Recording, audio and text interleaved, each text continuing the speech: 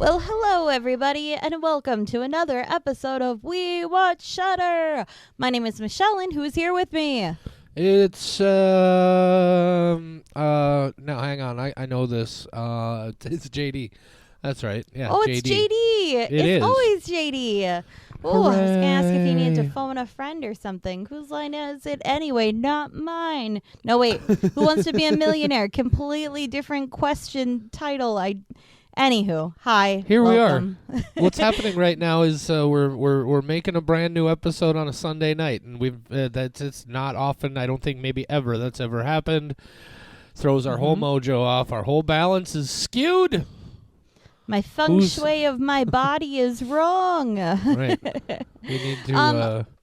Wh- Why are we what, here on a random? There was no Shudder movie release, Michelle. It's not normal. Oh, but there was a Shudder movie that's released. Right, there was. There is a little film known as Skinamarink that got a limited theatrical release. Yeah. JD and myself were able to go to the theater and see it before it drops on Shudder later this year. We thought, as some of the few people who get to experience this before it's available to everybody streaming at home, that we would, provide a little bit coverage for you. Yeah, and maybe when it comes up on Shudder, you'll wonder if this is something you want to check out, and we'll be able to tell you whether it is or not.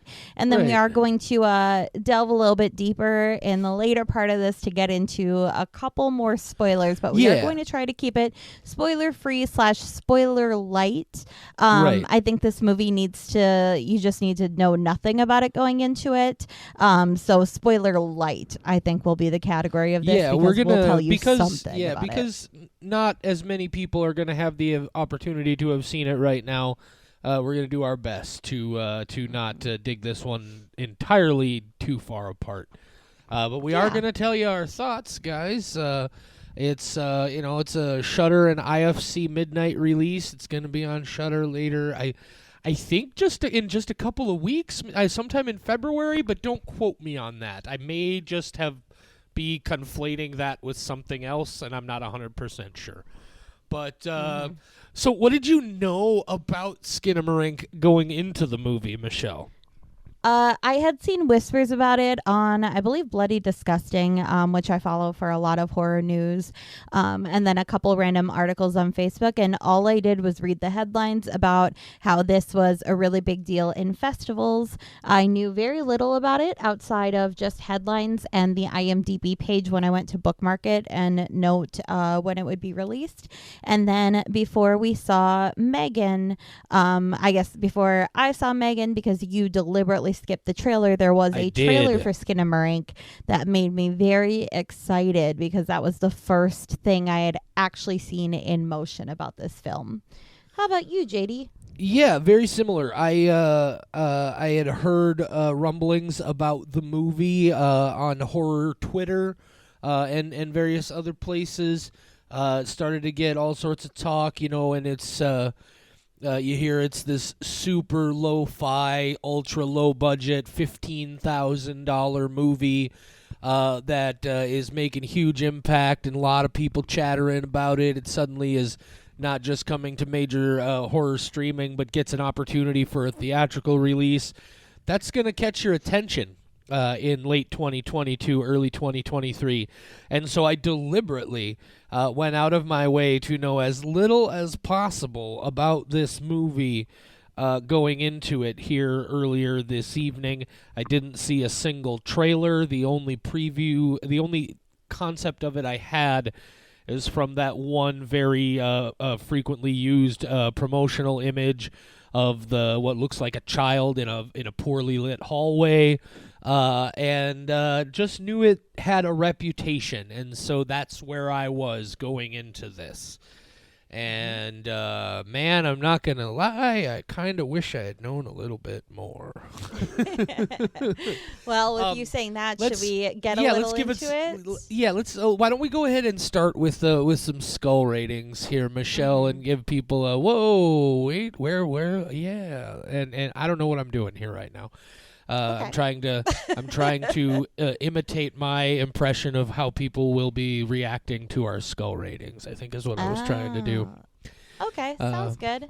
You That's go what my first brain because does. I know how you feel about this movie because you had a hard time not making it apparent how you felt about this movie when Yeah, we were leaving the theater. yeah, this uh, uh look, I'm in a place where two things. I genuinely am trying very hard to be more a person who's like, not, this was a bad movie, this just wasn't for me. But in a very real sense, there are a lot of those times where you see a movie and you just didn't like it, and some smarmy person will come up to you and just be like, oh, if you just didn't understand it. And you're like, no, I understood it. I just didn't really like it. This might be the first time I've ever seen a movie where I'm willing to say I'm not even entirely certain I understood this movie, and I don't know that that's my fault, but I don't even know that I can fairly communicate a judgment on this movie, except as more of a very clear just my experience of it. And don't get me wrong, there are things about it that I feel like I understood perfectly well, but there are things about it that I have no idea whatsoever what was happening. And so, for me, judging this as an overall experience, this is like a 1.5. Okay. 1.5 from JD. I told you that I was not going to let you know till we started recording how I felt about this. And I don't hate it as much as you and basically everybody else in the theater made it apparent that they did. Because there was a point where everybody in the theater was laughing and making fun of it. And that's a bad sign for a movie. I think part of it is that I'm okay with this being a weird experimental adventure that I'm going on instead of a standard movie where there's plot and understanding. If this, I think that sometimes horror is not something that you necessarily enjoy, but it is something that you experience in order to get scared. And I was hoping that would be the case with this. It wasn't going to be an enjoyable movie. It made that very upfront. It was going to be weird. It was going to be tense. It was going to be suspenseful, but I didn't think it would be an enjoyable movie. For a while, I was really on board with going on this trip, but it just did not go to the extent that it needed to in order to justify what it was doing. It did not become scary enough to justify all the tense moments, and it was very, very long. I will credit it for what it did because I don't think there's anything I've seen out there that can compare to this. I am looking forward to movies that will come because of this. I'm not looking forward to the hundreds of bad movies that will come out because of this, but I do think it marks something in horror. I just don't know what yet. So I'm going to go with 2.75. Michelle with a 2.75, JD with a 1.5. Let me see if I can do the math here. That's what, like 1.875? No, Nope, 2.125. 2.125. Oh, man, my math is terrible. Anyway, yeah, just a little over 2 skulls. And I don't know that I disagree with you on any particular point there, Michelle. Look, here's what I mean when I say I'm not sure I entirely understood this movie or that it's not really for me. I think one of the very first things a lot of people are going to say about this film is this is a film that you're supposed to feel more than think. Okay, fair enough, but that's, first of all, just not a type of film that I am personally interested in at all. It never works for me. I never consider it a valuable experience. If that's a thing that works for you, cool. But the flip side of that is, unless you're going to tell me that up front before I go in to see it, and obviously nobody's going to do that, well, you're going to have to deal with the fact that some people are going to see your movie and be like, yeah, that was not for me. I believe I don't think this is a movie that was completely devoid of any kind of narrative. I think there's definitely a story here. There are plot points and things that happen. There's a story that develops. But first of all, I feel like it's not enough story to justify how long the film is. It's not enough story to justify the pace of the film. if this is something I was supposed to feel more than think, I didn't really feel a lot of anything. Like, at no point, like, I don't know, I didn't get any genuine feeling of suspense or anxiety from the film at all. Did you? I definitely did. I Okay. felt very tense and uncomfortable. The first 5 minutes really set for me like this is something that I have not seen or experienced before, and this is very interesting. And I am uneasy because this movie is clearly not playing by rules that have been established in other movies. So I didn't know what it was going to do that would be brand new and exciting. I think the anticipation from this movie was very exciting for a little bit. But then when it does get to the scares, those were not new scares. And it was very disappointing that so much leading up to it was. There are a couple points that are very scary where our entire theater went, no. Everybody reacted very audibly for certain parts, but there were just very few of those. So I definitely, I felt very anxious and into it and ready. And then it didn't pay off when it actually got to that point. I will say that in the earlier parts of the film, there are a couple of moments where I wasn't feeling what I would call any kind of anxiety or fear or tension. I was definitely feeling that kind of, whoa, what the fuck is happening here now? Like, there were moments where I felt like this was going to get me. I will definitely give it that. But I think what ultimately doesn't work for me about this movie is I mean, there's no other way to say it, but just the way this movie presents itself. And I don't want to get into too many details, but the cinematic choices in this movie, the way it's shot, the way it's edited, it's clearly, again, trying to create some kind of visual experience. But that's the part where I say, I don't feel like I understand at all what it was trying to do with the way it was presenting itself. The way the shots are framed, the angles, the all of it. Again, it's a very hyper stylized, unique style of cinematography, and I was so confused by what I was seeing or how I was supposed to be reacting to what I was seeing. And the few moments where I was able to connect with what was going on screen were the few moments where it drifted away from this more stylized presentation into something a little bit more approximating a scene from a movie. I just, at no point was I able to was I drawn in by the way this movie was presenting itself. And then again, like, this is a movie where yes, there are definitely startling moments that happen here, but I've said it a million times before. First of all, I'm a jumpy, easily startled person to begin with, and sudden images and loud noises making me go, like, startling me doesn't impress me.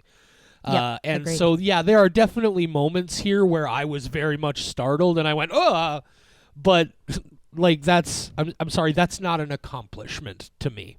Mm-hmm. So yeah, there are. I just, the movie there, and so that's why I say, like I said, I think there are parts of it that I just didn't understand. So I don't want to condemn it completely, and I want to make it very, very clear that my rating of this movie is intrinsically tied to my experience of it.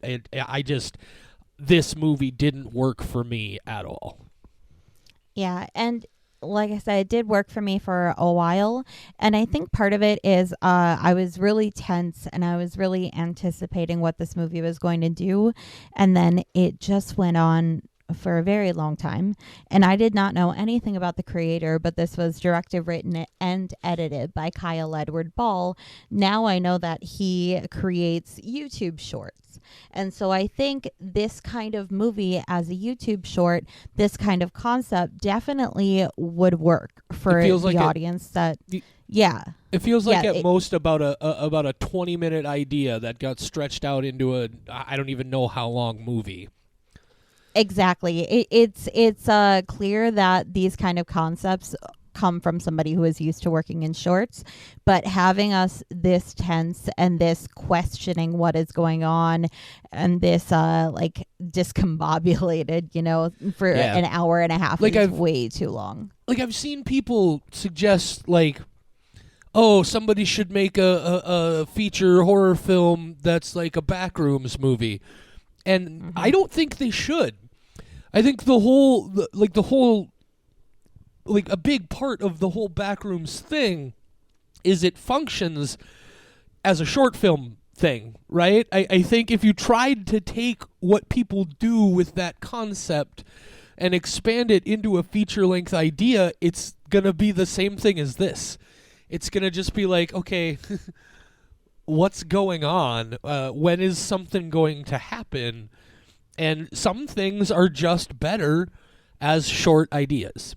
And I just, this, there were a lot of points where this just kind of felt like it was dragging on and on and on and on. And, I appreciate the ambition at play here, and I'm sure there are people, as already evidenced, this movie has gotten a ton of hype, and there's a lot of real critical approval for it, and, that's great. I appreciate that, a $15,000 horror movie was able to build itself all the way up to getting a full theatrical nationwide release. It just didn't work for me.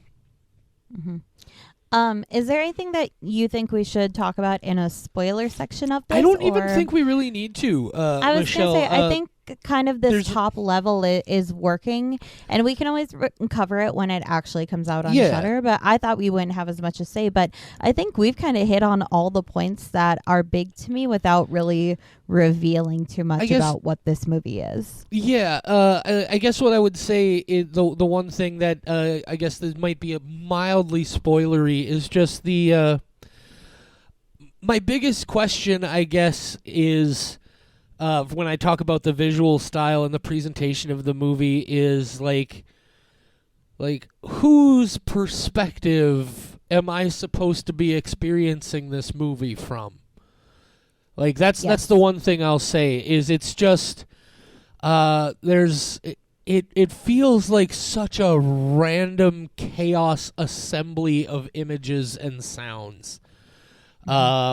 It's like you're there and something is happening around you, but you never have any complete awareness of it. And I feel like that was the point, right? Which is, again, why I don't want to say that this is necessarily bad. I feel like everything I disliked about it is exactly what it intended to do.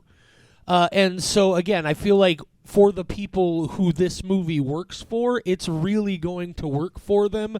And the people it doesn't, it really won't. And I have to believe the person who made this is totally okay with that or totally oblivious to it. You know what I mean? Yeah.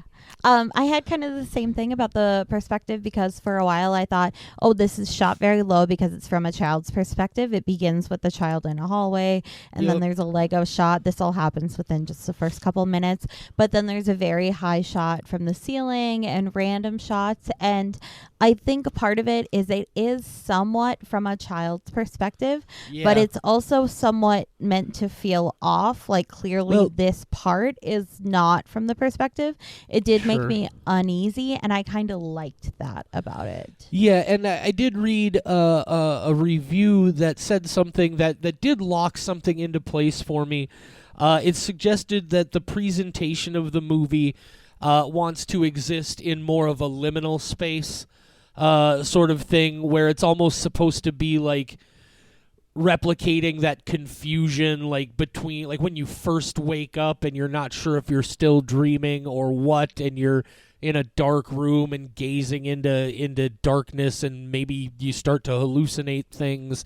And so that, I guess, okay, again, that leans more towards that idea of this is a movie where we were trying to create a tone and a feeling more than anything else, and again, that's just a type of movie that doesn't work for me.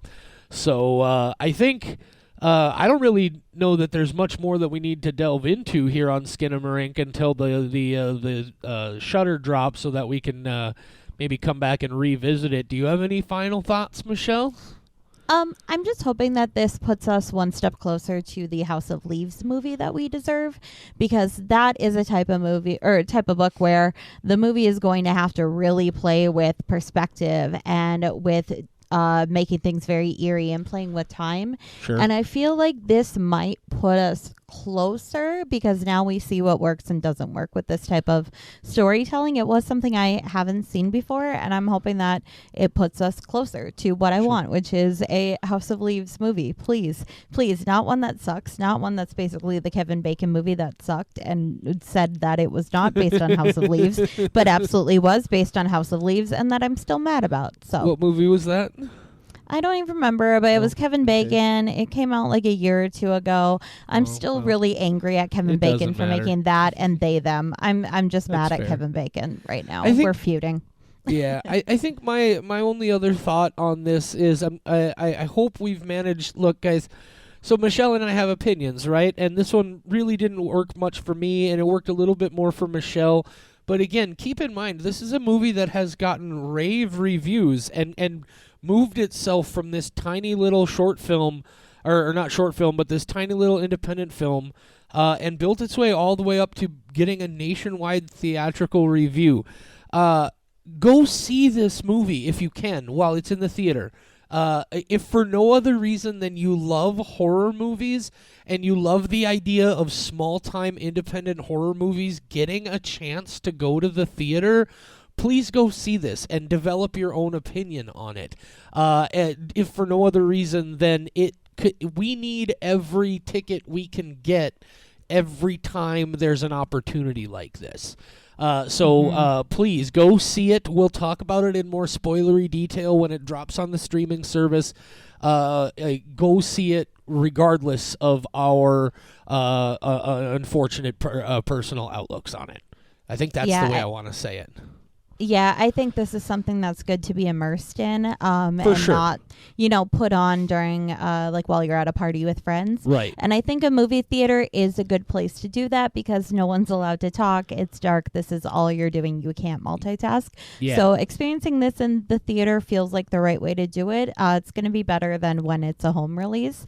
And like you said, supporting independent horror creators so that hopefully we get more things from people we have not seen before, because there's a lot of really good stuff out there. Absolutely, guys. Go buy a ticket for Skinamarink. Take your friends, and we will. What's the next non-theatrical episode? We're doing Shrew's Nest, isn't it? No, not Shrew's Nest. No, Sorry About the Demon is the next new release from Shudder, and that's coming up later this week. Is that correct? That is correct. It comes out on Thursday, I believe. Also, by the way, shout out New York Giants for taking the Vikings out of the playoffs in the wild card round, no less. Wow. In the wild card round. How dare you? You're alienating so many of our listeners in the Midwest right now. They're going to come for us. They're fine with us coming for Skinamarink, but not the Vikings. You let them be. Tears of the Vikings fans are the most delicious things. How dare you? I do have one more comment. Please do. Really quickly. Yeah. We have to give a shout out to Aaron for creating the best status to sum up how he felt about this movie. We just said that we would have to mention it because it's very funny. Yeah. Immediately after leaving the theater, Aaron put out a status. Our friend Aaron Thompson said, "Skinamarink don't," and that is just that's his. I love that. I feel I like love it. even if you end up loving this film, you have to appreciate the genius of that comment. Yeah, because that's Skinamarink, very don't. funny. I think we should end on that note. I love that. If you're new to the podcast, by the way, and you just checked it out because you heard of Skinamarink and wanted to get our opinions, hi, hello, we watch Shudder. And promise sometimes we we like watch Shudder in movies. the horror theaters. Yeah, in the horror movie theaters. And you can check us out on all the socials. We're on Facebook, Instagram, Twitter, TikTok at We Watch Shudder. And then we also have a website, wewatchshudder.com, and sometimes we put out blogs. And I'm collecting so many squelching subtitles. I have a couple hundred to upload now, and I've just been hoarding my collection before I put them out because I'm trying to get a good assortment of 90s plus obscure plus very graphic, and so that I can, put out like a good curation each time I do it. So I'm trying to round out my collection more. Sweet. She's Yeah. gone crazy over these squelching subtitles. You guys don't even want to know. Yeah, Thank you all very much. My therapist would love to hear Yeah. about it. Thank you all very much for tuning in. Go check out Skinamarink in the theaters while you have a chance, and then shoot us an email at mail@wewatchshudder.com. Tell us all about why we're full of shit and this was your favorite movie ever, if it is. Or even if you just really liked it. Tell us what we missed. Tell us what I didn't understand. Explain it to me, please. Let me know why this movie worked for you. I would love to hear from you. Okay. All right. Yeah. Say goodnight, Michelle. Good night, Michelle.